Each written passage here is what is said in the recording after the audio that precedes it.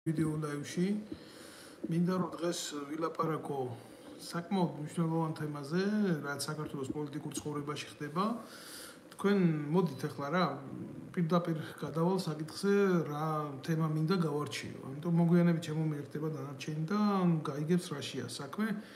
ის ფაქტი, რაც მოხდა, ნათლად წარმოაჩენს დღეს საქართველოში დამყაყებულ პოლიტიკურ მდგომარეობას და საერთოდ რა სიტუაცია ტრიალებს და როგორია დღევანდელი ხელისუფლების შეხედულება ზოგადად საქართველოს მოსახლეობის ცნობიერებაზე და ჩვენს ყოფაზე.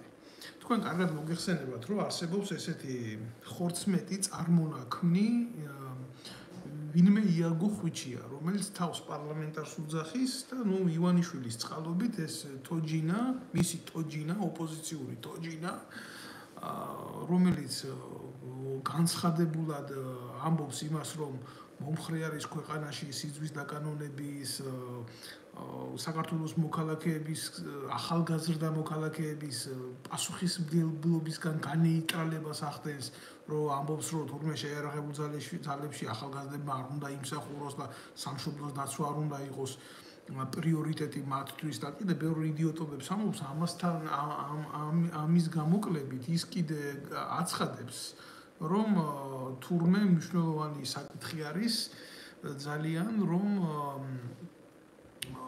აი ისა წამალთან მიმართებაში მოხდეს ლიბერალიზაცია კანონის.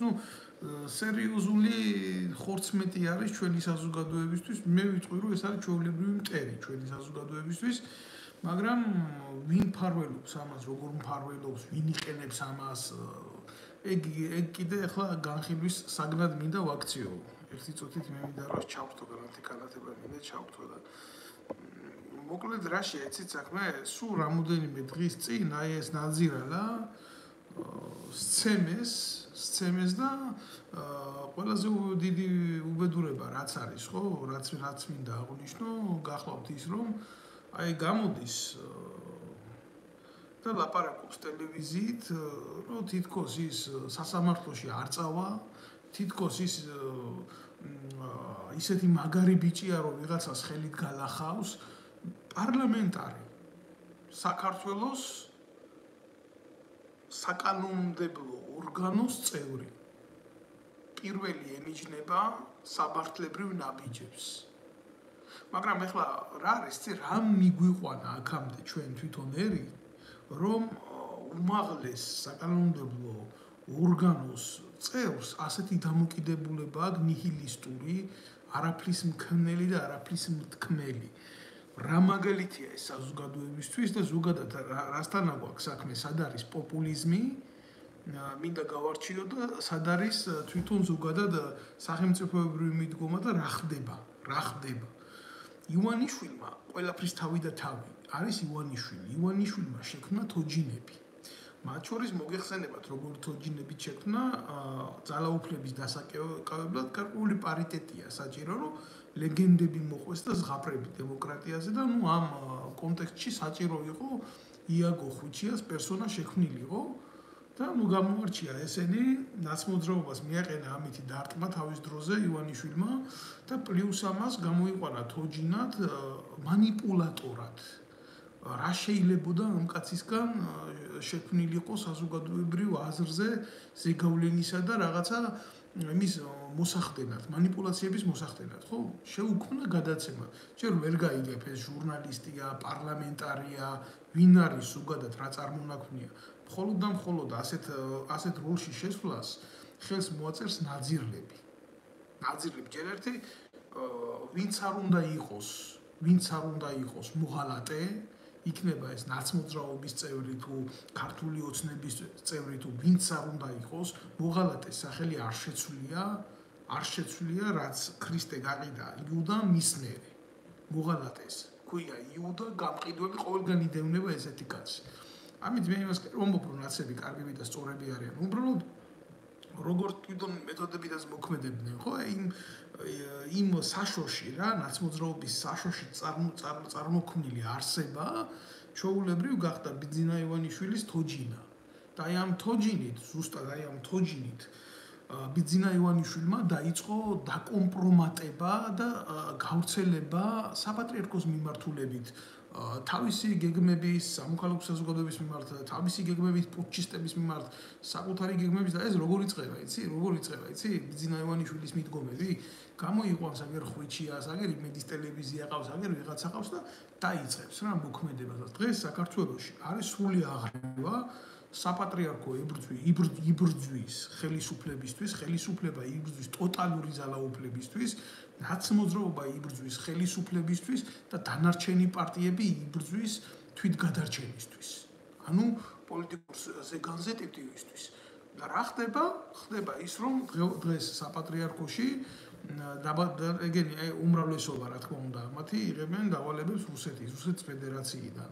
ну არის ახლა სასიხარულო ფაქტია თუ გულსატკენი ფაქტია ჩვენი ისტორია და ამას ვერ გავექცევით ვერსად რომ თავის დროზე საქართველოში სერიოზული ფეხი ქონდა ამ უწყებებს საბჭოთა კგბ-ს უწყებებს და რა თქმა უნდა იმან დაიტოვა თავის ნომენკლატურა იქ და დღეს манипуляციას ახდენს ამით რომ შესაძ ხელისუფლებაში რაღაცა არასწორად მოხდება ყოველთვის ხდება საპატრიარქოდან ან გამიჯვნა ამ პროცესების რაც რუსული ინტერესების საწინააღმდეგოდ ხდება ან დაპირისპირება ამ ყველაფრის ამიტომ იქ რაღაცა ეს ფაქტი ვერ შეჭამდნენ ვერ გაიყვეს და დაიწყეს დემონსტრირება საკუთარი ძალაუფლების და ძალის ამიტომ ივანიშვილმა გადაწყვიტა რომ შეახსენოს იქ ილია მეორეს რეალობაში ისტორია ქვეყნის ისტორია ბჭყალებში ეგრეთ წოდებული ისტორია ვინა როგორა არანაირად არის და ასე შემდეგ და მოიყვანეს აგერ ხუჩიას ეთერში და დასვეს ქრისტეფორე წამალაიძე რომელიც ზუსტად გამსახურდია სანამებრძოლი იყო მის სასულიერო ვითარებაშიც იჯდა მისი მოძღვარიც იყო სხვათა შორის ზუსტად გამსახურდიას გარკვეული პერიოდი და გარკვეული ისტორიის მატარებელი ადამიანი ნამდვილად არის ახლა რა არის იცით თუ ვინმეს გონია რომ იაგო ხვიჩია არის ის პიროვნება რომელსაც შეუძლია საქართველოს ისტორიაზე ილაპარაკოს მის დაბადებაზე ილაპარაკოს მის ყოფაზე ილაპარაკოს მის მომავალზე ილაპარაკოს ის უკვე ჩადებულია სერიოზულ პრობლემაში და ის უკვე ზის სერიოზულ პრობლემაში მაგრამ ფაქტი ხო სახეზია რა ქრისტეფორე წამალაიძეს რო არ ელაპარაკა საპატრიარქოზე რანი იყვნენ ესენი რას ჩადიოდნენ ნუ პიდარასტია გარყვნილება მამაძაღლება მოკრთამვა კვლელობის ორგანიზება თავისთავად რა ქრისტეფორე წამალაიძეს რო არ ელაპარაკა ეს არ ვიცოდით რა სიანიდი მაგათმა არ მოხარშეს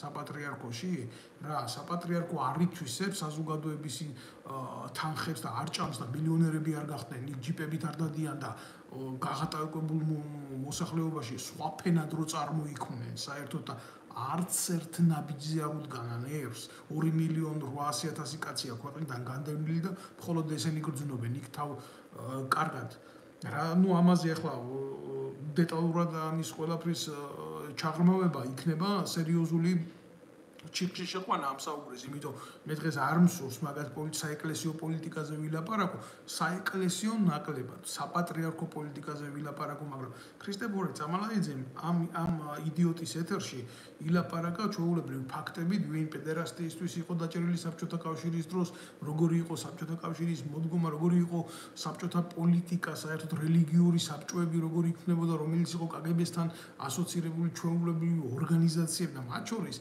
კგბ-ს ესეთი ორგანიზაციები არ ყავდა მხოლოდ და მხოლოდ მართლმადიდებლურ რელიგიაში იქ მუსულმანურ მიმართულებაზე მუსულმანურ ქვეყნებში კიდე თავისი წარმომადგენლები ყავდა და ისინი აჯამებდნენ თავიანთ ინტერესს საბჭოთა კგბ-ს პოლიტიკის მიხედვით რაც აწყობდა იმ შემთხვევაში იმ გეოპოლიტიკურ სამწყსოს და ილაპარაკა ქრისტეფორე წამალაიძემ ამ გარყვნილებებზე რა და მიდგომაზე რა თქმა უნდა პირველი პირის ეკლესიის პირველი პირის მიდგომებზე და როგორ აღმოჩნდა განკვეთილი როგორ აღმოჩნდა განრიდებული ამ პროცესებიდან და ასე შემდეგ ილაპარაკა აგენტურაზე და ნუ არავის არ უნდა უკვირდეს რომ საბჭოთა კავშირს ყველაზე ძლიერი სადაზვერვო სამსახური რაც ყავდა ნუ ლაპარაკობ ამას იმიტომ რომ ეს არის ჩვენი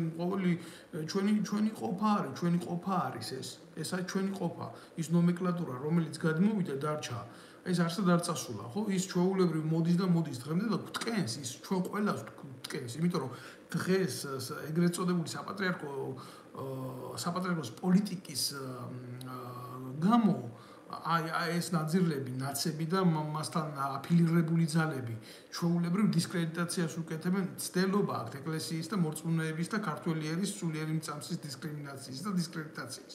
და სწორედ ეს იწვევს ამას ასეთი თვალში საცემი გადაგვარებები, ამიტომ შეახსენა ამითი ახლა ილია მეორეს და მის გარემოცვას, რომ თქვენ ესახართ.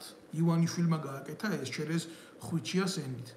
და ყველამ კარგად იცით კაცი რომელიც წამებულად აღესრულა ქვეყნის პირველი პრეზიდენტი საქართველოსთვის ივანიშვილს მისი უფროსი შვილი კოგო გამსახურდია დანიშნული ყავს ახლა საჯარო ბიბლიოთეკის დირექტორად მე არანაირი საწინააღმდეგო არ მაქვს ამ ფაქტთან იმიტომ რომ პირდაპირ ვიტყვი კოგო გამსახურდიაზე სუფთა კაცი იქ არ მისულა საქართველოს დაარსების დღიდან, სახელმწიფოების მოპოვების დღიდან. ეს უნდა ითქვას, ეს უნდა ვილაპარაკოთ. ახლა ვიღაცას მოსწონს, ვიღაცას არ მოსწონს, მაგრამ ფაქტია რა.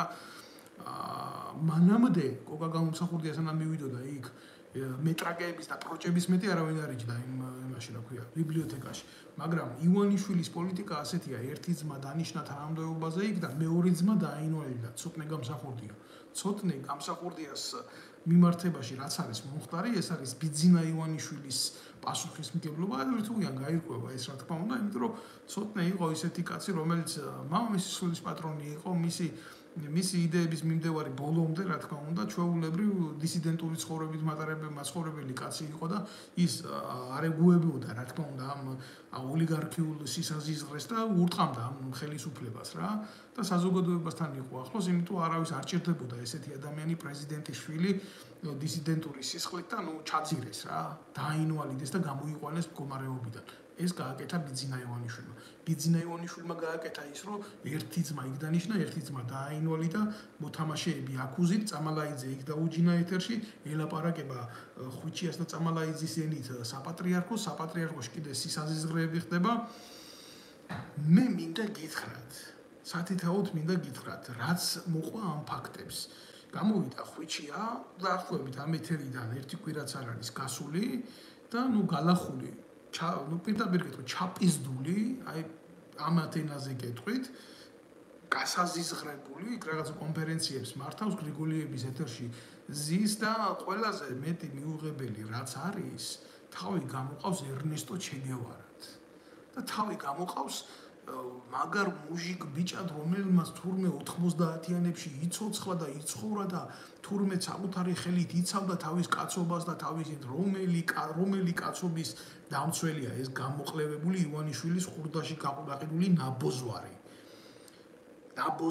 აი ძალიან რთულია ახლა აქ სხვა ეპითეტები მონახო, როცა უყურებ კუკლას, შემოგდებულ კუკლას და ეს კუკლა ადგება და გმირად გისაღებს თავს და გელაპარაკება, რომ ესეთი ვაშკაცი ბიჭია და ლეგენდა დაიდგა როგორ იცით, რომ თითქოს იქ ჯარის თემაზე იყო ვიღაცა მისული, რომლის ძმაც გაამგზავრა მერე ამერიკაში და თურმე აი ამ ჯარის თემის გამო შეწუხებულა ვიღაცა და ხელი მოურტყია იმაზე, რა ქვია, იაგო ხვიჩიაზე.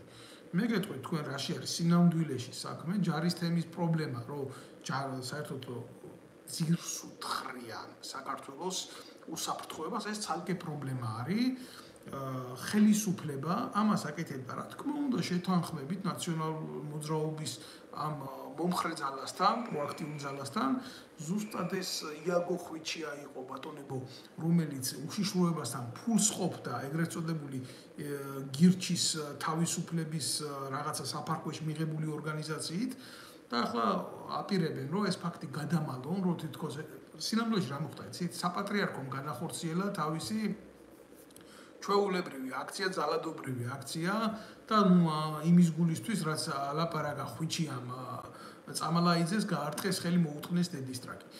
საქართველოში ასეთი უბედური რაღაცა გვჭირს რა, თანმიმდევრობითი პასუხისმგებლობა, როგორ დგება, იცი? ივანიშვილი იყენებს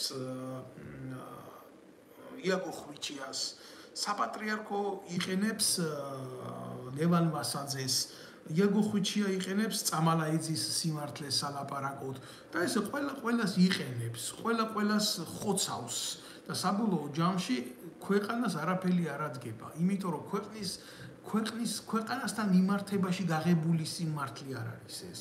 ქვეყანასთან მიმართებაში გაკეთებული სიმართლე არ არის ეს.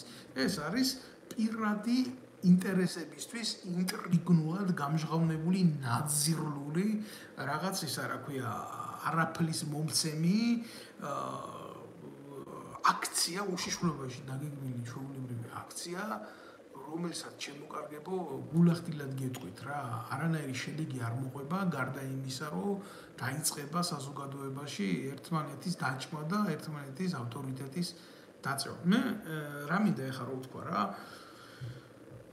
გამოდის ხვიჩია და ლაპარაკობს რომ მე არ ვენდობი რუსეთის სასამართლოს კი ბატონო ну ამ იდეაში მე ხვიჩიას აბსოლუტურად ვეთანხმები მაგრამ რა არის იცით იმდენად ცუდად დადგმული სპექტაკლია ისიც კი არ უნდა აღიაროს რომ იმის გამო რაშიც ფული აიღო ხვიჩიამ ის მოხვედრილი ხელი ალალია მისთვის და ფულს ეს იღებს ჩვეულებრივ ბიძინა ივანიშვილიდან არანაირი თქვენ ახლა გეგულებათ საქართველოში კაცი რომელიც იაგო ხვიჩიას ინტერესებს მიყვება წარმოუდგენელია ხალხო ეს არის ჩვეულებრივი ნაძირალა რომელიც 5 სიტყვაში ამბობს 4 სიტყვას თავისი პოლიტიკური იდეის თვითლიკვიდაციისკენ ჩვეულებრივ კაცი არის პარლამენტის წევრი და ამბობს იმას რომ არა მე სასამართლოში არ უჩივრებ რუსეთის სასამართლოა იქ მე თვითონ ვიძალადებ მე თვითონ გავლახავ მე თვითონ გაუსწორდები მე 90-იანებში ნაცხოვრები კაცი აი ესაა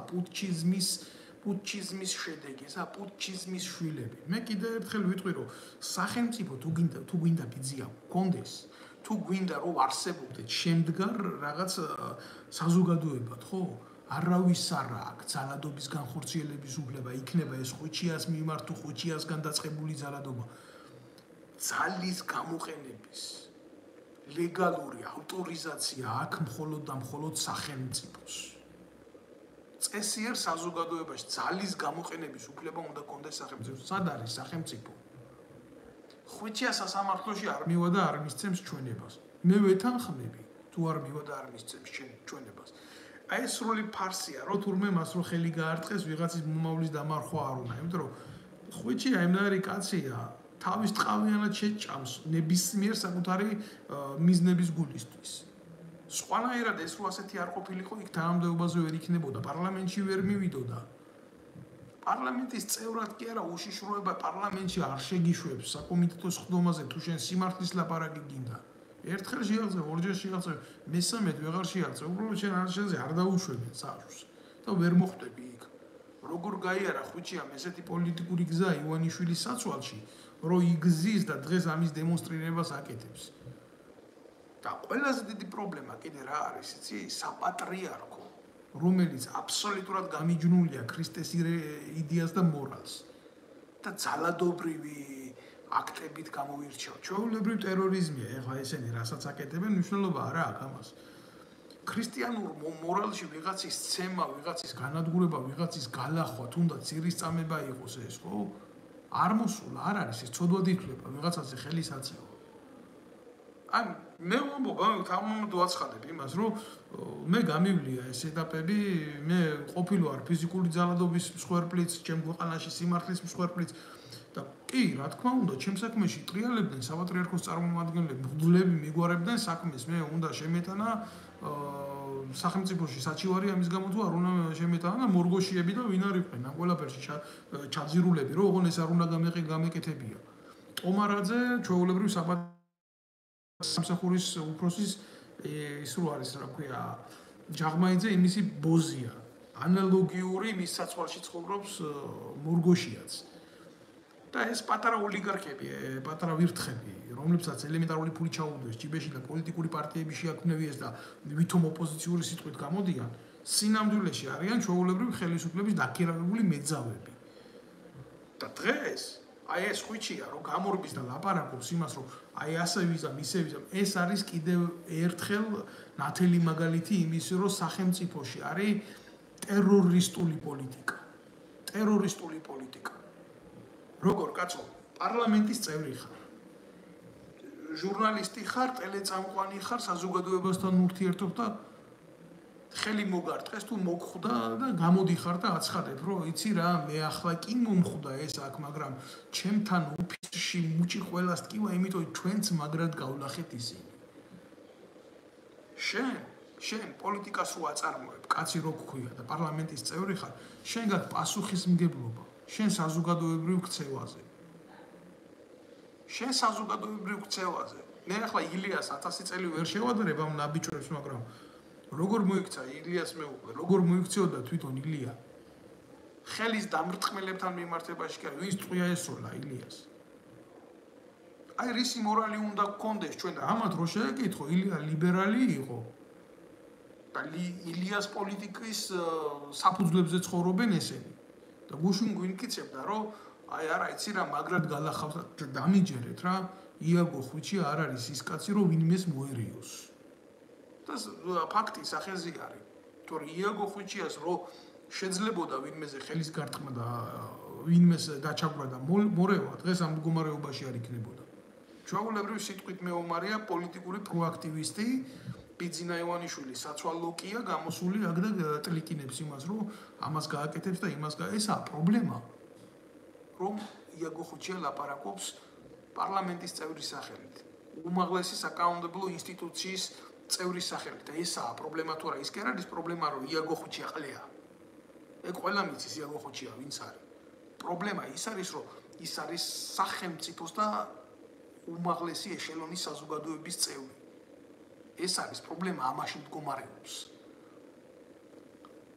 გააკეთა პარლამენტარმა ის განცხადება, ხო, მე ვიძალადებ. რეაქცია სახელმწიფო უწყებებს პოლიციას არა აქვს. ჩვეულებრივ რა გახდა, იცი, სახელმწიფოში ძალადობა გახდა ჩვეულებრივ მოსული პონტი ოღონ გააჩნია შენ თანამდებობას, თორე მალე ისე იქნება, შეიძლება ფული გადაიხადო და ვინც გინდა ის მოკლა ქვეყანაში კაცო. მე ხარ როგორ უნდა მოქცეულიყავი? მე არ ვიყავი პარლამენტის წევრი, გულახდილად გეტყვით რა. პარლამენტში რაღაცა ხდომებზე ვიღებდი მონაწილეობას მანამდე, სანამ უშიშროებამ არ ჩამიკეტა იქაობის კარიტორი. მე რო თავზე დამესხნენ, ამდვილად გეუბნებით თქვენ, მე მქონდა იმის შესაძლებლობაც, როგორც მაშინვე და ასევე მის მერე მე ამ ნაწილებისთვის პასუხი გამეცა. თავი რატო შევიკავე, იცი, თავი შევიკავე, იმიტომ რომ ის საქმე, რასაც მე ვემსახურებოდი, არ მომხდარიყო მისი დისკრედიტაცია, იმიტომ ეს იყო სახელმწიფოებრივი საქმე. ვიღაცის კორუფციაში მხილება, ვიღაცის ნეპოტიზმში მხილება, ვიღაცის პროტექციაში მხილება, ამათი ცოლების, ბიძაშვილების, ნათესავების, ახლობლების, რა ვიცი, ყველას სადაც ულპებით რაც გჭირს, ხო? და ეს რომ ამის საქმე დისკრედიტაცია არ მომხდარიყო, რომ ვიღაცას არ ეთქვა ეს მოძალადე, ეს შურის მაძიებელი, ეს ხულიგანი. ეს დარტყმა ჩემ თავზე ავიღე. როგორ შევირიგე კიდე სხვა საქმეა, მაგრამ მე ფიზიკური ეკვივალენტით არ დავაბრუნე პასუხი. და ეს პარლამენტის წევრია, ეს დედამოწმული და გამოსული იმას იცახის გალახული, ჩაპიზდული.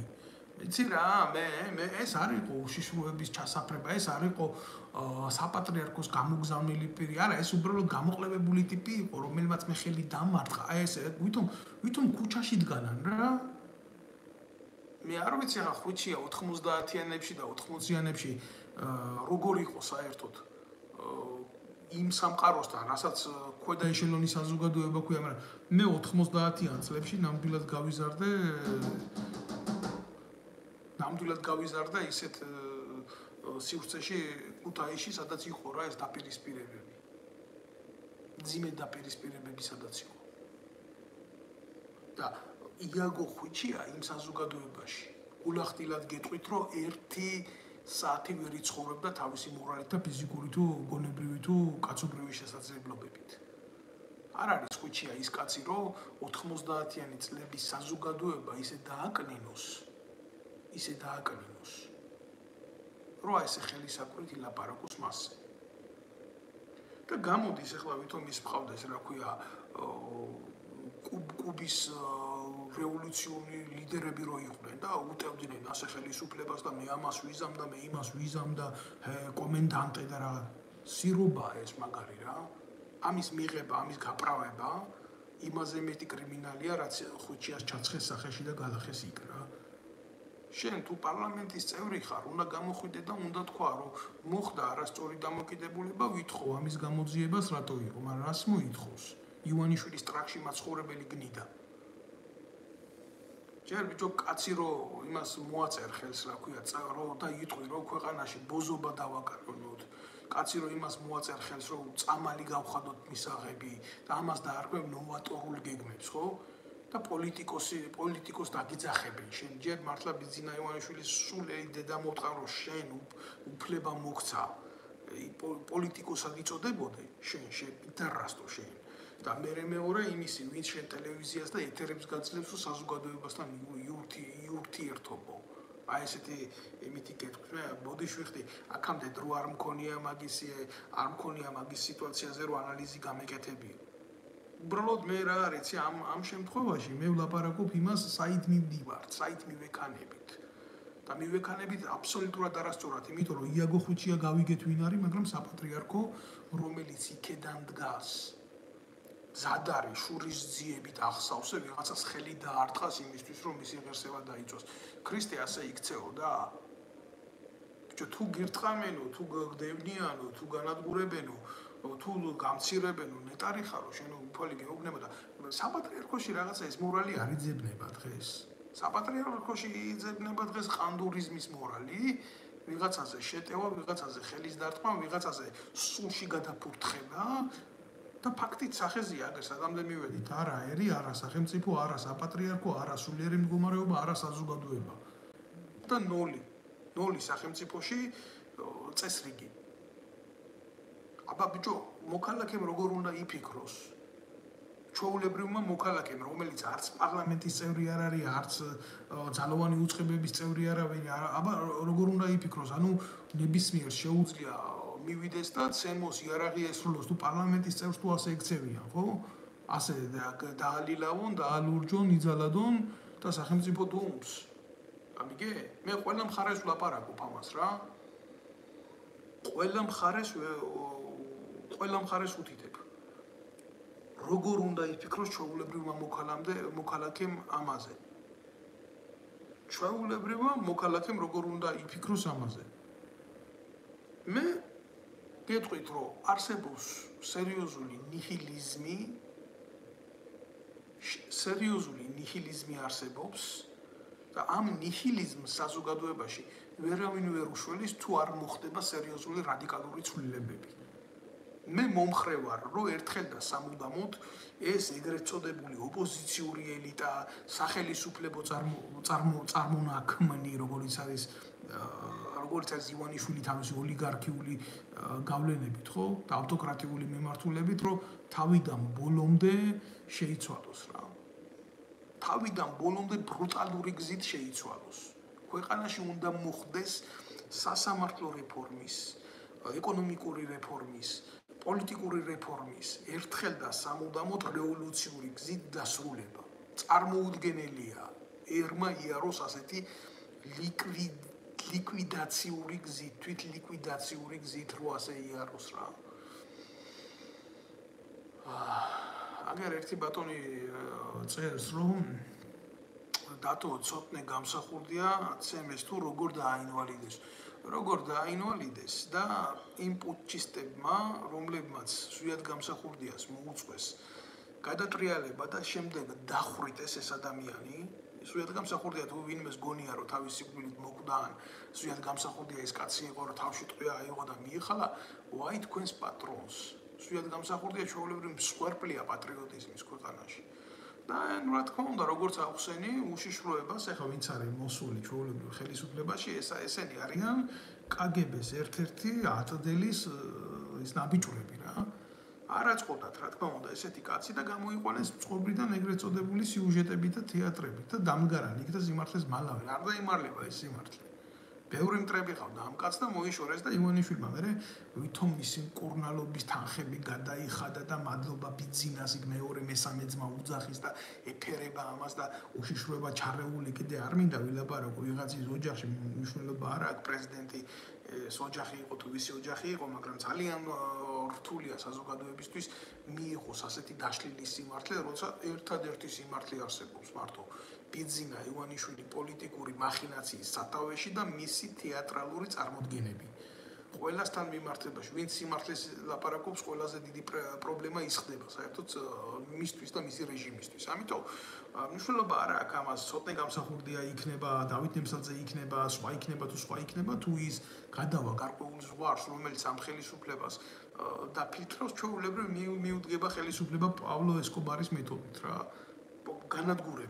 განადგურება. ტოტალური განადგურება, იქნება ეს დაინვალიდების გზით, იქნება ეს მკვლელობის გზით, იქნება ეს პატიმრობის გზით, თუ მნიშვნელობა არ აქვს ამას რითი იქნება. მთავარია მიზანი იყოს მიღწეული. შედეგი უნდა დაიდოს ბიძინა ივანიშვილის ბინძურ სანაგვეზე. აი ეს არის სიმართლე. და თუ არ გინდათ ახლა ეს სიმართლე აღიქვათ, მაშინ მოусმინეთ იაგო ხვიჩიას და იყლაპეთ ეს სიცრუე და ეს სისაზიზღე რაღაცა და ჯერ ერთი რომელი ჯარის იმ რეფორმაზე ლაპარაკობს იაგო ხვიჩია ჯარში უმსახურია მეომარია სამხედრო სავალდებულო სამსახური გაუულია მართლა სახელმწიფოს მოუთხან დედისტრაგი რომ აი ეს იყო დაყოფილი საზოგადოება ალასანიაშვილი აქეთ იაგო ხვიჩია იქეთ ბერა ივანიშვილი აქეთ გომილაურიშვილი იქეთ სესიაშვილი იქეთ ლელა ჩიკოვანიშვილი აქეთ ეს ელიტარული ბოზები ბიჭო არავინ არ მიდიოდა სამხედრო სავალდებულო სამსახურში ალასანიამ გაუშვა ბოლოს მისი შვილი ვითომ იქ რაღაცა კაპანაძის ნიფხავში გაატარა მთელი ეს პერიოდი რომ თითქოს იქ სავალდებულო მოიხადა ამის პროჭმანდალა დედა მოუთხარ ამის მისი ცოლი მინეს რო აკეთებ მისი ცოლის და მინეს რო აკეთებდა საგარეო საქმეთა სამინისტროში ეს მორალი ხარ თქვენ ეს ადამიანები ხარ თქვენი დედა მოუთხარ და თქვენ უნდა ილაპარაკოთ სახელმწიფოში რაღაცა სერიოზულზე და იმაზე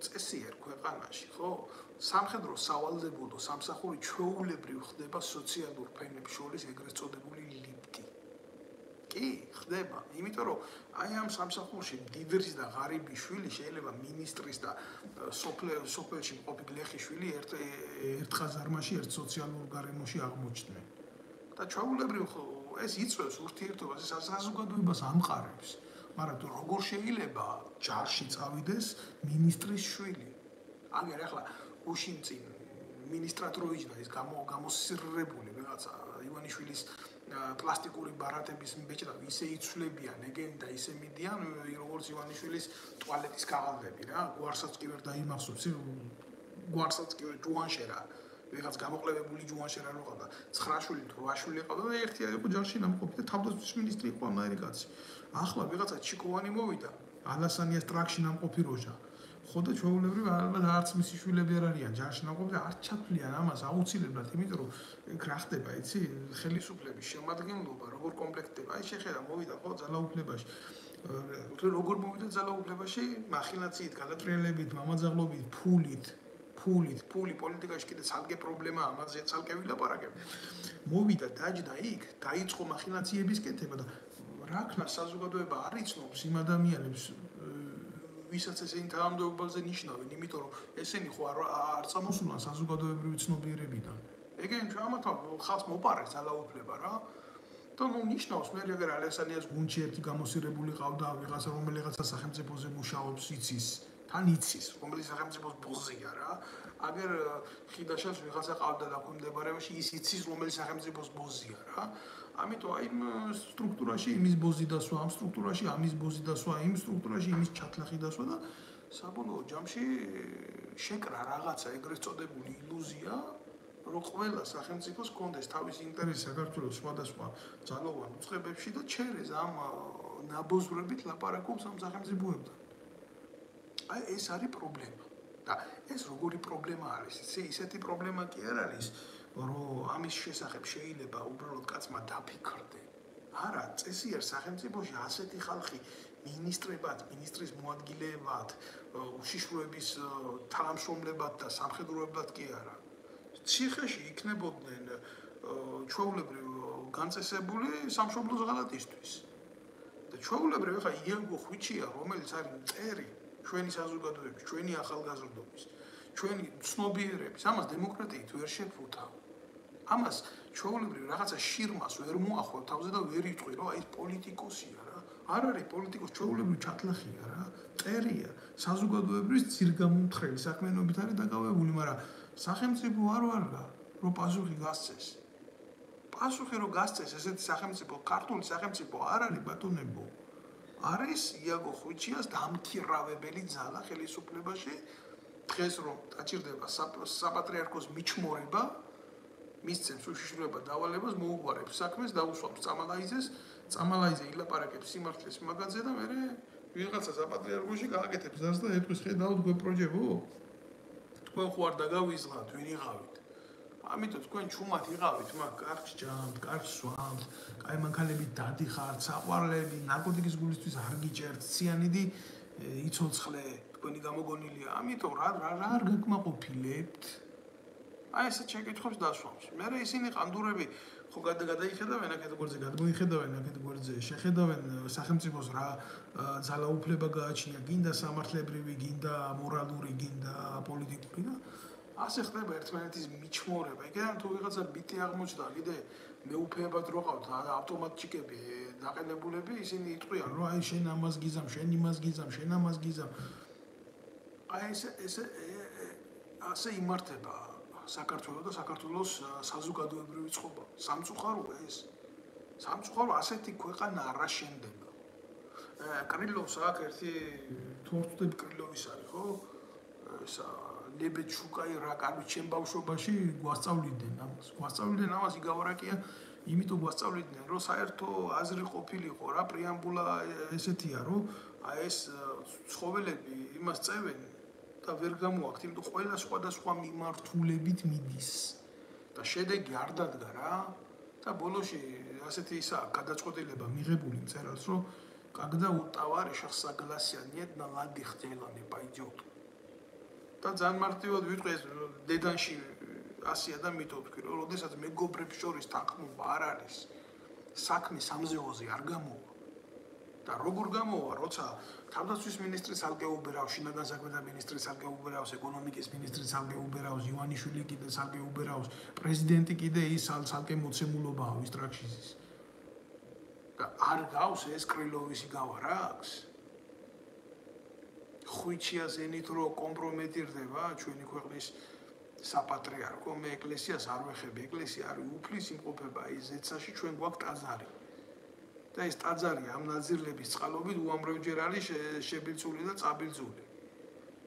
და თავზე გადავლი იმაზე არაფერს არ ვილაპარაკებ, ვიღაცა პეტრე კოლხი რო ყავთ. ეკლესიაში თვითონ საპატრიარქოში არის ძალიან სერიოზული ბრძოლები სარწმუნოებაში, ძალაუფლების განანაცვლებისთვის, ხო? იქაც ტრიალებს უშიშროება შიგნიდან, იმიტომ რომ არის მცდელობა გაიყოს საქართველოს მართლმადიდებლური ეკლესია, როგორც საბერძნეთში არის დაყოფილი 3 თუ 4. და ძალიან ბევრი მცდელობაა, რომ ამ მიმართულებით მოხდეს უფრო პროტესტანტული მიდგომები მიდის. ხო და ამას რა თქმა უნდა საზოგადოების ფართო მასებს ამაზე არ აქვს ცნობა და არ შეიძლება გქონდეთ ამაზე ცნობა, იმიტომ რომ არ არიან სწორად ინფორმირებული რა. არ არიან სწორად ინფორმირებულები და აი ესეთმა ტიპებმა, სხვადასხვა რაც ილაპარაკა წამალაიძემ, იმის ეთერში, მაგრამ მოგლად გახტომასო, არაფერი არ უნდა დავო, ამას იმას ასწავლიდიო და რაღაცას დაამთავრებიებო. და იცით როგორ იყო, აი როგორ მხდებოდა გულზე, როგორც ესე იგი ჯარში კეთდებოდა ეს, კეთდებოდა რა. ისე ხდებოდა თურმე ეკლესიაშიც რა. ჯარში ყველაფერი რო ქონოდა, ამათი გაწკიბინებული ისინი რო იწერებოდა რა, ბიოგრაფიები, ხო. მებრძოლი სული არ ქონდა კაც რა, რომელსაც თავმჯდომარეობაზე ნიშნავდნენ ბატალიონის მეთაურად, ბრიგადის მეთაურად, რომელსაც გენერლის წოდებას აძლევდნენ და ასე შემდეგ. ეკლესიაში, ანუ საპატრიარქოში, ხო? ინიშნებოდნენ ხალხი მღვდლებად, იკურთხებოდნენ მღვდლებად, ყველაფერი ქონდათ სულში სარწმუნოების გარდა. აი ეს არის პრობლემა. ეს არის პრობლემა, ადამიანის მოწოდება და ადამიანის ინტერესი იყო რადიკალურად განსხვავებული ერთმანეთისგან. ეს არის პრობლემა. მე ვფიქრობ, რომ ულახდილად გეუბნებით რა, მე ვფიქრობ, რომ თუ ჩვენ უახლოეს მომავალში, აი ამ ყველაფერს არ მოუღეთ ბოლო. თუ ჩვენ ეს უბედურება არ დავასრულეთ ბრუტალურად, შანსი არ აქვს ჩვენ არ აქვს როგორც ერს რომ გავაგრძელოთ ცხოვრება. პრობლემა არ არის კიდევ ერთხელ გეუბნებით იაგო ხვიჩიაში არ არის ხალხო პრობლემა. პრობლემა არის საზოგადოებაში. საზოგადოებას შეუძლია ეს თამაში მიიღოს ყოველდღიურობად. წესიერ ყოველდღიურობად შეუძლია ეს ყველაფერი მიიღოს, თორე ნებისმიერ წარმატებულ ქვეყანაში, სადაც პოლიტიკოსი იმას იტყვის, რომ იცით რა, მე სასამართლოს იმ მოტივით ავარიდებ თავს, რომ მე მაგას ფიზიკურად გაუსწორდი. ის იმ მეორე დღიდან პოლიტიკას ვერ გააკეთებს. და პოლიტიკა კეთდება როგორც სკამი. ჩვეულებრივ, როგორც სკამი ისე კეთდება. ოღონდ უნდა იყოს კარგი ხელოსანი, რომ კარგი სკამი გააკეთოს და არის ახლა იაგო ხვიჩია პოლიტიკოსი? ბიზინა ივანიშვილის ტაკოში მაცხოვრებელი როჟა?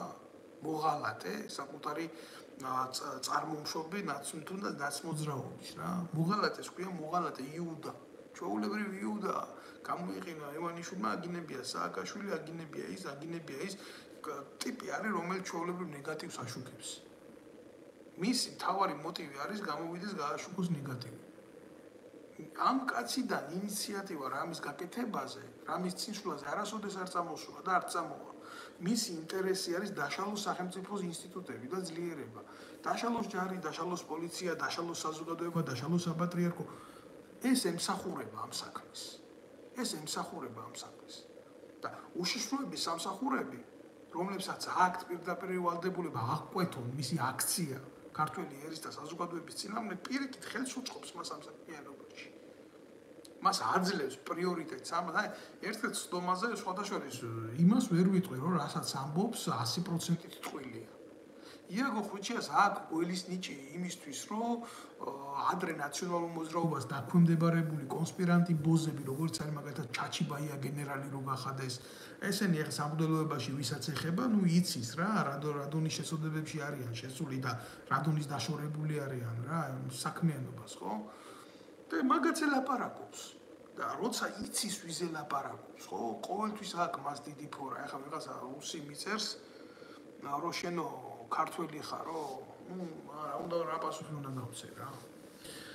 მთელი უბედურება რა არის, იცი, ეს ხალხი თვითონ ვინც ამას აკეთებს, ქართველი არ არის. ისინი არ არის ჭეშმარიტი ქართველები, ესენი არიან გვარდგადაკეთებული ნაბოზვრები რა. მე არავის არ ვეხები, არავის შეურაცხყოფ არ მინდა მივაყენო, მაგრამ უმრავლეს შემთხვევაში ესენი არიან სომხები, ან არიან აზერბაიჯანელები, ან არიან სხვა კონფესიის წარმომადგენლები, კიდევ ერთხელ ვიტყვი გულახდილად, რომ მე არა ვარ წინააღმდეგი არც ერთი ეროვნების რა. არც ერთი ეროვნების და არც იმის წინააღმდეგი არა ვარ, რომ საქართველოს საპარლამენტო ცხოვრებაში ამ ადამიანებმა, რომელიც ჩვენი საზოგადოების წევრი არიან, ყავდეთ თავიანთი წარმომადგენელი და რა თქმა უნდა დაიცვან ინტერესები, გინდა თავისი საზოგადოების, გინდა თავისი რელიგიური და ასე შემდეგ, მაგრამ როდესაც ეს ადამიანები აკეთებენ სიყალბეს და სხვისი სახელით, სხვისი გვარით ცდილობენ არა ქართული საქმის გაკეთებას, მათ შორის ბევრი ქართულადაც კი ვერ ლაპარაკობს, ხო? ახლა ამაზე ცოტა არ იყოს მაგ, ცოტა ბრუტალური შეხედულებები მაქვს რა. ჩემო კარგებო, ამის მაგალითია ის, რომ როდესაც ესეთი თამაშები მიდის საზოგადოების წინა ხაზზე, აუცილებლად რაღაცა ფუჭდება უკანა ხაზზე. აი მაგალითად რა ფუჭდება უკანა ხაზზე, ხო? ივანიშვილის არიერგარდში მყოფი ნარკომანი ლაპარაკი მაქვს გიავოლსკიზე, ალბათ ამას არც უნდა დამალვა, რომ ეს არ არის ქართველი. ლაპარაკობს ხიდაშელთან, ამის დედა შევეცი, მე ამ ხიდაშელთან ერთისის დედა მოტყანი, თინა ხიდაშელისის და მისი მოგვარისიც.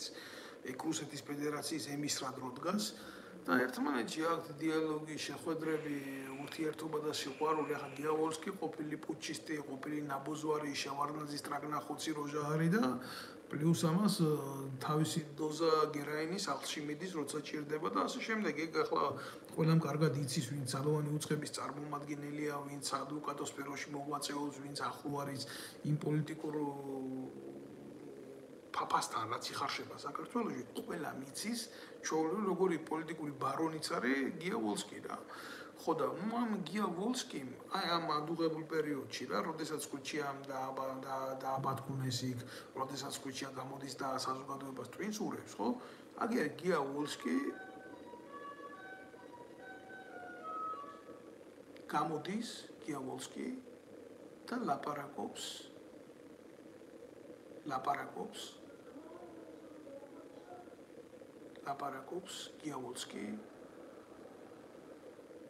გია ვოლსკი ლაპარაკობს ჩვეულებრივ თუ როგორ უნდა მოხდეს საქართველოში კონფედერაციის შექმნა. ანუ რა უნდა მოხდეს, იცით? როგორ უნდა გაკეთდეს საქართველო კონფედერაციულ სახელმწიფოდ აფხაზეთთან და სამხრეთ ოსეთთან, აი ზუსტად ამ სიტყვებით მე მივიჩნევ, რომ ეგ არის სერიოზული პრობლემა და ამას ჭირდება სერიოზული ყურადღება. კარგი, ჩემო კარგებო, მე ახლა ამ საუბარს დავასრულებ რა, მაგრამ უახლოეს დღეებში აუცილებლად გავაკეთებ ფართო განხილვას ამ საკითხზე, რომ ყველა მიცოდეს რა. ყველა მიცოდეს თუ რა ხდება რეალობაში ქვეყანაში რა. მე ყოველთვის მიქნები იმის გამჟღერებელი თუ რას ატარებენ ეს საზიზღარი ადამიანები და მე თავს იმართლებენ, რომ ეს ასე არ ხდება და ეს ასე არ ხდება. ერთ პატარა რაღაცას ვიტყვი რა, აგერ რასთან აგვაქვს საქმე რა. ეხლა აფხაზეთი და ცხინვალის ეგრეთ წოდებული რეჟიმი, რომელიც ცდილობს საქართველოსთან შექმნას კონფედერაცია, ამას აქვს ჩვეულებრივ თავისებური პოლიტიკური შტრიხები აქვს. თუ ოდესმე საქართველომ დაუშვა ამათთან აღიარებულ კონფედერაციაში შესვლა, როგორც არის თქვა საქართველოს როგორც დამოუკიდებელი სახელმწიფოდან, აფხაზეთის როგორც დამოუკიდებელი სახელმწიფოდან ეშმაკს იქეთ ცხინვალის რეჟიმის სახელმწიფოს ეგრეთ წოდებული გაერთიანება და გარკვეული დროით ერთი გოლგის ქვეშ მოთავსება როგორც სახელმწიფოსი, თუ ესეთი რაღაცა მოხდა და შემდეგ რა თქმა უნდა მიიღეს იმის გადაწყვეტილება, რომ ერთმანეთიდან გავიდნენ, დაიშალონ სახელმწიფოები, მერე საქართველოს არ იქნება არანაირი პრეტენზია აი ამათი ეგრეთ წოდებული სახელმწიფოები გამოაცხადონ დე-ფაქტო სახელმწიფოებად.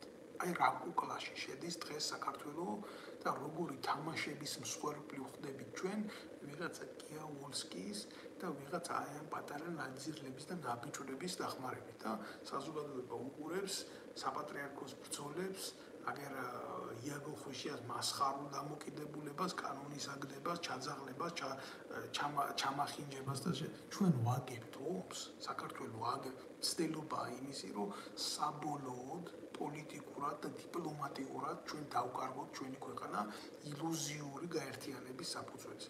ახლა რატო ხდება ეს ყველაფერი რა? ეს რატო არიან ესენი ასე მაინდა-მაინც აჟიტირებულები?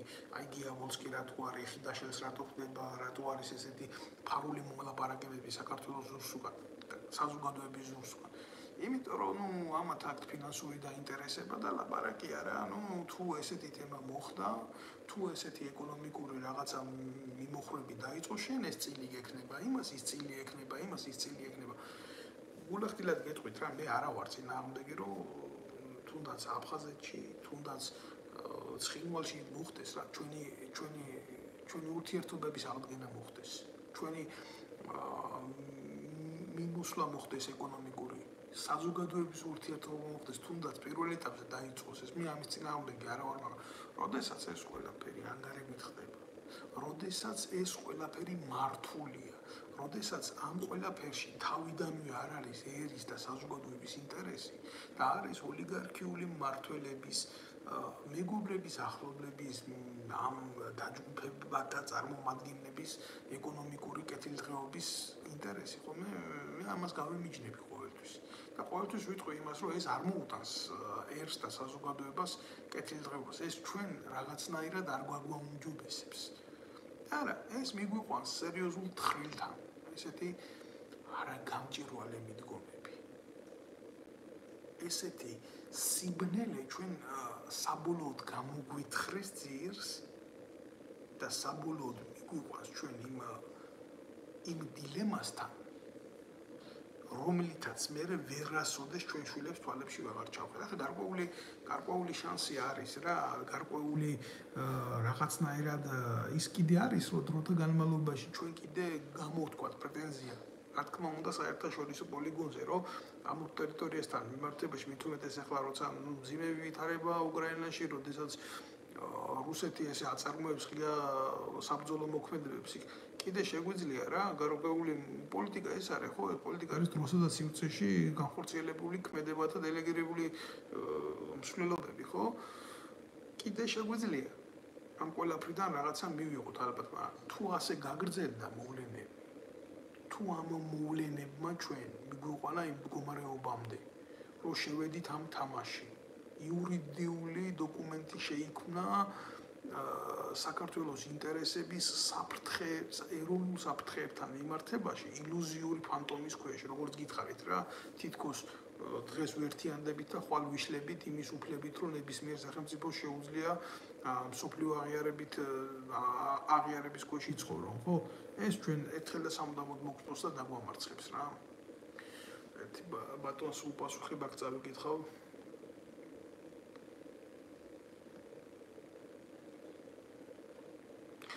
ბატონის ვამს აგერ შეკითხვას, რომ როგორ ფიქრობთ თქვენ, რომ ამ ყველაფრის მიუხედავად ქართველიერი რომ არსებობს, ეს ორი დამსახურება. ჩვენ ეს ინერციით ხდება.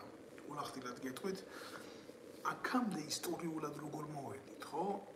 ეგ იყო ღმერთის დამსახურება, იმიტომ რომ საქართველოს უდგა ისეთი დღეები, რომ ნამდვილად შეიძლება ყოფილიყავით და არ ყოფილიყავით, მაგრამ ამ კონკრეტულ სიტუაციაში ჩვენი დამოკიდებულება, ჩვენი სახელმწიფოებრიობა, ეს ყველაფერი ხდება ინერციით. ჩვენი ბიუჯეტი ჩვეულებრივ მიბმულია დიდი გეოპოლიტიკური სახელმწიფოების საგარეო დაზვერვის იმაზე, რა ქვია, ბიუროზე. როგორ გგონიათ თქვენ ახლა ამგენმა თავისით მოახდინეს ამ ეკონომიკური ზონის დაკავება და თქვენ როგორ გგონიათ დღეს ახლა თურქეთს რომ მოუნდეს საქართველოში ვერ შექმნის პროდუქტულ კრიზისს? მე ბიოლოგიურ კრიზისზე არ მაქვს ლაბარაკი. ჩვეულებრივ განახორციელებს, აი მაგალითად რო არ შეუშვას ჩვენი მოქალაქეები სამუშაოდ, ეგ უე პრობლემას გამოიწვევს. მარტო თურქეთის მიმართულებით რო ვილაპარაკოთ. და იმაზე რო ვილაპარაკოთ, რომ შეწყვეტოს პროდუქტის მოწოდება და როგორ პროდუქტს უაწოდებს კიდე ეს ძალკე პრობლემა არის რა, არის რას გამოიწვევს. ეს ყველაფერი მათემატიკურ ფორმულებში აქვს დათვლილი მაგათ უნივერსიტეტებს და მაგათ სახელმწიფოებს და მარტო თურქეთს კი არა, იქეთ რუსეთს და ყველჯერად ბიჭო ქვეყანას ჩვენ სახელმწიფოს სომხეთთან მიმართებაში ვერ გაუტარებია პოლიტიკა. ჩვეულებრივ პოლიტიკა ვერ გაუტარებია ქვეყანაში სახელმწიფოებრივი სომხეთთან, რომელიც გაეროში გამოდის ყოველთვის საქართველოს ტერიტორიული მთლიანობის წინააღმდეგ და ხმას არ აძლევს აფხაზეთში ქართველი ტომბილების დაბრუნებას. სომხეთი, რომელიც თავიდან ბოლომდე სასურსათო გეოპოლიტიკური, გეოსტრატეგიული და ამ ტრასებით დამოკიდებულია საქართველოს ცენტრალურ იმაზე, მაგისტრალზე.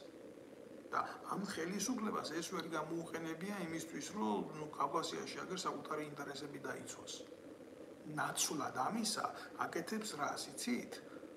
თამაშობს ალიევსა და იმის რეჟიმს შორის და ხან იქ დარბის და ხან სომხეთში ჩადის და ხან რაღაცა მარაზმს აკეთებდა, ვითომ მედიატორის როლს თამაშობდა კაცი, რომელსაც 1 საათი იმის უფლება არ ჰქონდა ღარიბაშვილს მიიღო, ხან პრემიერ-მინისტრი იქნებოდა თუ არა, ამ გადაწყვეტილებას ვერ იღებდა.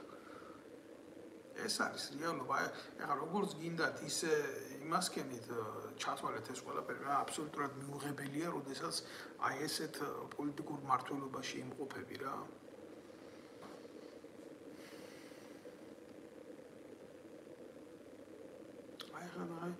აკეთე ქალბატონი მოგვიყევი ოსეთის ომის ისტორია, ოსეთის არა გენაცვალე რა.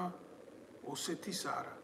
ჯერ ერთი პირდაპირ გითხრათ, არ შეიძლება ფიგურული წინადადებათა წყობა გაიგო ესე გაიგო პირდაპირ და მე სომხეთს რას ერჩიო რა. აი ნახეთ ერთი წუთით. მოგესალმებით. პირველ რიგში ჩემგან თუ გინდა რომ გაიგო ამ ომის ისტორია, ეს უკვე პრობლემაა ქალბატონო ანანო, იმიტომ რომ ალბათ თქვენ იმ ასაკში უნდა ბრძანდებოდეთ, რომ საკუთარი ქვეყნის ისტორია მით უმეტეს უახლესი უნდა იცოდეთ. მე დღეს აქ ისტორიის გაკვეთის არ ვატარებ, მაგრამ ის რომ საქართველოს დაკარგა ეს ორი ტერიტორია, აფხაზეთის და სამაჩაბლოს, ეს იყო არასწორი პოლიტიკის შედეგი. კიდე ერთხელ გეუბნებით რა. ერთადერთი რაღაცა იმ წამალაიძემ სწორად თქვა, იქ იყო კაციო, რომელიც ლაპარაკობდა იმპერია ინგრევოდა ნანგრევებში მომყვებითო რა. წარმოუდგენელია ახალგაზრდა სახელმწიფოს ქონოდა იმის გააზრების უნარი, რომ სწორი საგარეო პოლიტიკა თავის დროზე დაიგა, ვინც ცადა, ზვიად გამსახურდია, მის კაცი მოკლეს. ხო და როდესაც არარსებულმა სახელმწიფომ საქართველოს პირდაპირ გეუბნებით ამას შევარდნაძის ეგრეთ წოდებული მმართველობით დაიწყო ტრაკის თამაში, რუსეთის ფედერაციამ განახორციელა ეს აქტი, ჩადებული ნაღმები სამაჩაბლოსა და აფხაზეთში. აი ეს იყო რეალობა. ეს იყო რეალობა. და გამოიყენა ამაში საქართველოს მოსახლეობის ემოციები. და წარმოუდგენელი იყო ამაში ჩვენი გამარჯვება. ძალიან მარტივი მიზეზის გამო, იმიტომ რომ დანარჩენი ყველაფერი იყო მანიპულაცია და ამ მანიპულაციას აღუებდა რუსეთის ფედერაცია და ქონდა მას ამისი გეოპოლიტიკური შესაძლებლობები. აი მაგალითად ძალიან მარტივად გეტყვით ახლა რა. ყარაბაღის კონფლიქტის ისაიღეთ რა. ეს ხო არ ხდებოდა 90-იან წლებში და უფრო ქვევით. სადამდე ჭირდებოდა რუსეთის ფედერაციას ეს ყველაფერი გეოპოლიტიკურად მართა სომხეთის სასარგებლოდ, მაგრამ როგორც კი დაიწყო დიდი გეოპოლიტიკური ცვლილებები და რა თქმა უნდა თავის საბრძოლო პროცესები გაშალა უკრაინაში, იმის გამო, რომ უკრაინის მხარდამჭერად გაეთიშა თურქეთი, ჩვეულებრივ მისცა აზერბაიჯანს პრიორიტეტი ყარაბაღში. აი როგორ მოქმედებს ეს ყველაფერი ახლა თუ თქვენ არიცით, რომ აზერბაიჯანი და თურქეთი ხშირად ერთ სახელმწიფოს უწოდებენ ორერში რა. ეს რელიგია ერთი, მიმართულება ერთი, გენეტიკური კოდი ერთი და გეოპოლიტიკური ინტერესიც ერთი, რა თქმა უნდა, ხო? აი ასე იქცევა რუსეთი. რუსეთს საკმაოდ ძლიერი საგარეო დაზვერვის და გეოპოლიტიკის გამოცდილება გააჩნია. ეს არის სამართალმემკვიდრე იმ დიდი გეოპოლიტიკური დერჟავის, რომელსაც ერქვა საბჭოთა კავშირი და ეხლა პატარა საქართველო თავისი როგორ გითხრათ, რა დავარქვა შევარდნაძის ხელისუფლებას, მე სააკაშვილის ხელისუფლებას, ანტონი ივანიშვილის ხელისუფლებას რა. ერთადერთი კაცი, ვინც იყო ზუსტად გამსახურდია და ყველას ახსოვს მისი წარმოებული პოლიტიკა, როგორ შეუსრულა იქ ბორის ელცის თავის დროს. როგორ ჩამოიყვანა, როგორ ამე არ მინდა ყველაფერს ამ ბლოკში მოყოლა, მაგრამ უნდა იცნობდე შენი ქვეყნის ისტორიას, რომ ამ ყველაფერზე ილაპარაკო რა. ეგ არის სიმართლე. ხო და ეს ადამიანი მოცილებული იქნა მართლობიდან 6 თვე არაცადეს ხელისუფლებაში ყოფნა და მე სულ საქართველოს ხელისუფლებები იცვლება რა თქმა უნდა არაქართული ინტერესით, არასაქართველოდან, არაქართული ერის და მისი საზოგადოების გავლით და ასე შემდეგ და ასე შემდეგ. ეს ასე ხდება ყოველთვის. და ახლა დღესაც ანალოგიური იქნება აგერ, იმიტომ რომ ილუზიური მშვიდობაა ქვეყანაში და არსებობს ბევრი იეგო ხუჩიები, ბევრი ყანდურები, ბევრი ვოლსკები არსებობს ქვეყანაში, ბევრი გუბაზები არსებობს, ბევრი ეკაბესელი ბოსელიები არსებობს და არსებობს საზოგადოება, რომელიც პოლიტიკურად დეაქტიურია. ეს საზოგადოება არა მიმართული საკუთარი ინტერესების დაცვისთვის, არ არის განათლება არ არის ქვეყანაში. ყველაზე დიდი ბომბი ჩადებული არის იმაში, რომ სახელმწიფომ არ აღზარდოს მოქალაქე, რომელსაც ეკრება პასუხისმგებლობის უნარი, თავისუფალი აზროვნების უნარი. წესიერ სახელმწიფოში ამ მოქალაქეს ამზადებენ ჩვეულებრივ იმისთვის, რომ გადაწყვეტილება მიიღოს, რო გახდება 18 წლის. რა არის იმისთვის კარგი, რა არის იმისთვის ცუდი, რა არის მისი სახელმწიფოსთვის კარგი, რა არის მისი სახელმწიფოსთვის ცუდი. და ჩვენს ქვეყანაში არიან ადამიანები, რომლებიც ხდებიან პარლამენტის წევრები და ამბობენ, რომ კანონი მათთვის არაფერია. და ისინი ფიზიკურ ძალას მიანიჭებენ პრიორიტეტს.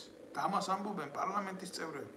როდესაც მათი შეგნების დონე უნდა იყოს იმხელა, რომ უნდა იცოდეს, რომ ძალის გამოყენების უფლება ესაა სახელმწიფო პრიორიტეტი. მხოლოდ და მხოლოდ სახელმწიფო პრიორიტეტი და სამართლებრივ სახელმწიფოში ყოველთვის ასე ხორციელდება ეს. და შენ ყავს მოქალაქეები, ახალგაზრდები, რომლებიც გახდებიან სრულწლოვნები და ექნებათ თავისი ხმის ამორჩევის კონსტიტუციური უფლება და ამ საზოგადოების იდეალები მერხიდანვე არის სხვა სახელმწიფოს იმაში, რა ქვია, ჩართული და სხვა სახელმწიფოს მიმართულებაზე გადასული და მოწონთ ამერიკაში როგორი ცხოვრება, მოწონთ თურქეთში როგორი ცხოვრება, მოწონთ იტალიაში როგორი ცხოვრება, როგორ წავიდნენ სხვაგან სამუშაოდ, ან ასე შემდეგ და ასე შემდეგ. და პატრიოტიზმის დეფიციტია ქვეყანაში. პატრიოტიზმის დეფიციტია პოლიტიკაში. პატრიოტიზმის დეფიციტია ქართულ სპორტში იქამდე რა. ყველა მიმართულებაზე რომ აი მაგალითად ფეხბურთი აიღეთ. მაგაზე კიდე სალკე გასარჩევი თემაა და სალაბარაკოა ეს ასე რატო არის. პატრიოტიზმის დეფიციტი, ანუ ვინ აკეთებს ასეთ იმას რა ქვია, კაბალას ქართულ ფეხბურთში. იმიტომ რომ გუნდურობის ის არ შეიქმნას. საერთოდ ერის ფსიქოლოგია, ერთიანობის ფსიქოლოგია, ხო? და გუნდურობის ფსიქოლოგია ეს ძალიან მოქმედებს ქვეყანაში პოლიტიკურ პროცესებს.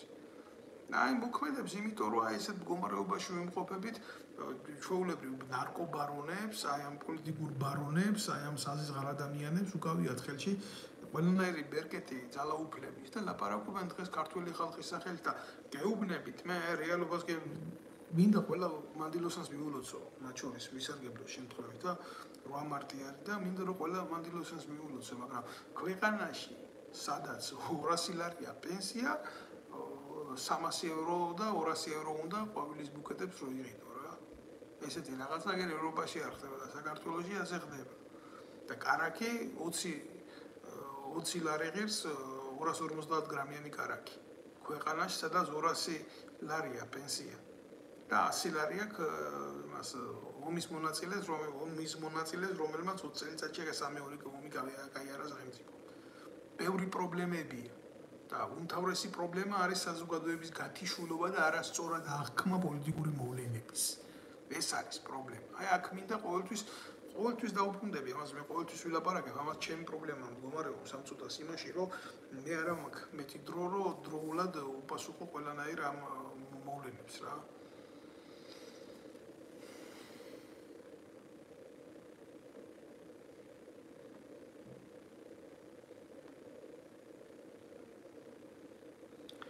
არ ვიცი მე აქ ახლა 1000 პროვოკატორი რაღაცას დაწერს სუსის წარმომადგენელი მე მაგათ ამაპირებ რაღაცას უპასუხო და არც ამაქვს მაგის სურვილი ყველას თავისი აზრი აქვს აზრის გამოხატვის უფლება აქვს მაგრამ ეს რეალობა რაც ჩვენ ქვეყანაშია სამწუხაროდ ეს რეალობა არ იცვლება და რა თქმა უნდა არ შეიცვლება უახლოეს მომავალში რა იცით რა მეკვირს კიდე აი რაზე გავაკეთებდი აქცენტს და ალბათ გავაკეთებდი ამ აქცენტს ყველაზე მცირედ, ყველაზე ხაზგასმით გავაკეთებდი რა. იაგო ხვიჩია, როდესაც გამოდის და ლაპარაკობს ქართულ ჯარში სავალდებულო გაწვევების გაუქმებაზე რა. ეს ნაბიჯვარი ერთი არ გამოსულა და აღუთქვია, რომ როცა იყო ეს მისიები ავღანეთში, ერაყში, ეს მისიები უნდა შეწყდესო. აი ესეთი კონტინგენტით, როგორც ავარ წარმოდგენილიო, ხო? მაგალითად, ხო, ევროპის წევრი ქვეყანა არის, საბერძნეთი თქვენ იცით, ხო, 7-8 ჯარისკაცი ყავდა გაგზავნილი ერაყში. 7-8 ჯარისკაცი ყავდა გაგზავნილი, რა. ჩვენ 1000-1500 კაცი ამერიკის და გერმანიის მერე ჩვენი კონტინგენტი ეს პატარა ქვეყანა, რომელიც არაფრის წევრი არა ვართ, ვიყავით იქ წასული და მსხვერპლიც რა თქმა უნდა იყო რა. ერთი არ გამოსულან ესენი და ამათი ტუალეტის პოლიტიკური ძალა და ერთი არ უთქვიათ, რომ ესეთი გაწვევები უნდა გაჩერდეს. რატო? იმიტომ რომ ავღანეთიდან საქართველოში მოედინებოდა ნარკოტიკი, ეგრეთ წოდებული სუფთა. ხო და ესენი ეს დედამოწყნულები ამ ყველაფრის წილში იყვნენ რა და აი ამ ნარკოტიკების შედეგი რა თქმა უნდა აგერ არის საზოგადოების ტყავზე არის იგრძნობა ეს ყველაფერი როგორ და რანაირად. მე ახლა ამ ეთერში ამაზე ლაპარაკი არ მსურს. იმიტომ რომ ნუ ამ მოკლე პერიოდში იმავს კენი რა ქვია სერიოზული მხილებები გავაკეთე ამათ ეგრეთ წოდებულ ნარკოპოლიტიკასთან დაკავშირებით და როგორც უყურებ მე მაგათ პროპაგანდოლებს აეწვათ იქ რაღაცა ნინი ბადურაშვილები რო ყავთ ნარკორეალიზატორები ეგრეთ წოდებულ ფეშენბო მონჩი და ისა კიდე კოკი ფერაზები მეტრაკეები რო ყავთ და კიდე ისინი ანრი ჯოხაძეები და აი ესე დროჟებს ტკივათ რა ეგ ყველაფერი რა სერიოზულად ვინც ქმნის მე პოლიტიკას ხელისუფლების, ამათ კიდე ცალკე მოუბრუნდები, ამაზეც კიდე ცალკე ამაზე მოვიცლი. მე ამ შემთხვევაში მინდა რომ უბრალოდ ნათელი მომეფინა აი ამ სიმასხარავაზე რაც ხდება, ვინც რევს წყალს და მე ვინც იჭერს ამ ყველაფერში თევზს რა.